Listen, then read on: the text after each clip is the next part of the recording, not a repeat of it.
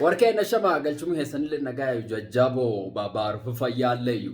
daaltolo ani jaarra gollisaati oni tokkan hundee namumaan lafti ta'in guddoo bon qabdu ummati kheerra ko jajjabdu kheejir gaamuttu akan dagalee lafa dheebicha tuncuftinu laf dheebicha laf dhaadha akkas duuba waaqi bon kanallee keessanu baasinna waaqi amana kinni nu qabbaneessu akkas duu arrallee kaakoomiteennallee dhiyaatanii galata guddaa fudhadhaa ani jaarra qollisaatii yaa isan dhiyeesse ammallee dhiyaadhaa warkeenna duuba iwaariin galchumii keessan nagumaaniti hayyallee naqaay waariin ammoo dansaa isiin akka gartee sagalee dhadhaqee buusanii midhaasan kaanii waariin ogalgal namaa hin midhaasiti hin urgeessiti akkas warkeenna duuba reefu qilleensa kan Facebook gubbaatti waan qoor dhaamsi diqayya tokko arguullee dhabdanii maaniif dhaamsi sun dubbisee nami gadi waa dubbisu fedha nami gadi gurraa waa dhaga'u fedha ilaa waa argu fedha akkasiifiyyuu nama dubbisu oddoo hin jaalanne nami summaaf dhaamsi kana gurraallee hin dhageen waan jedha herrege jennaanoo akkasii hin gadhoof fuundi yoos adubbimnuuti dhaamsi waan ni jedhu fuloo baatee guutuu fi boolsi malee guutamte jedha ayyee isanii dubbisu wanni isin jettu nami akka hedduu nam gorsa don't give up jechaan tokko laf dhoowwattee nami waan tolchuuf talakkis la gargarii waan laale rakkoon nami garii jiruu fi keessatti argu tajajjabaadhii nami jedhuun illee akkudaan itti ajeessitu jiruun haga gammada haafaan hin jedhan callaaniti arda balla nami dhibbuu ballin keessatti argu wanni maadee namummoo tokko dhaabbuu hin dhabin jedhe si jajjabeessutti marroo dhibii uf jibbaatee anfaara duub yoo satiin gaaf haanii lallaaftee si jajjabeessan kaan dhuftee bira ejjita akka harki marroo walliq jedhan kaan nami marroo yaadaaf waan akka kaatii wal gargaara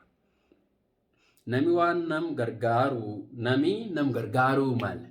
namallee halaafellee jabeessuu mal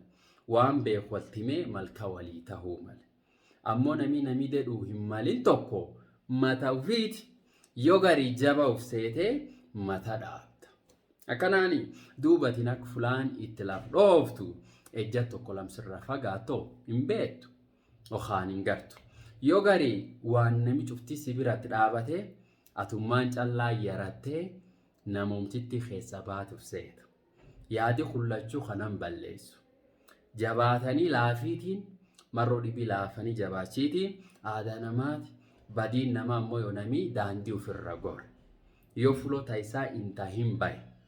namii karaa bahuu mal beeku ufillee jireessee nami sirra gad hafellee jabeen ta'a duubanini silaa akkufiin jedhu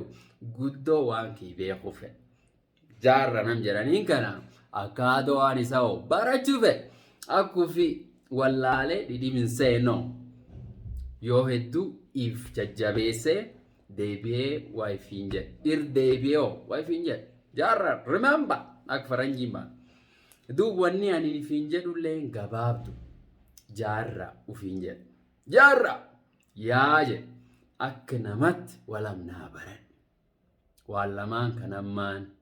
waan lamaan kanatti fuloo baatee guutuu fi boolisi malee guutamtu akkam jenna dubbiin gabaabdu tana gabaabdu malee dubbiin dheertu akkanaaniti duuba nami fuloo baay'ee guutuu fi boolisi malee guutamtu barachuu mal akkasiiniti fuloon nami baay'ee guutumaanii yookaan boolitiin malee guutamtu maanii isanillee hin beektanii alleen diqaate guddatu itti gaafa akkasii warkee dooraa bulaatee bana nu hundeessaa agartaniin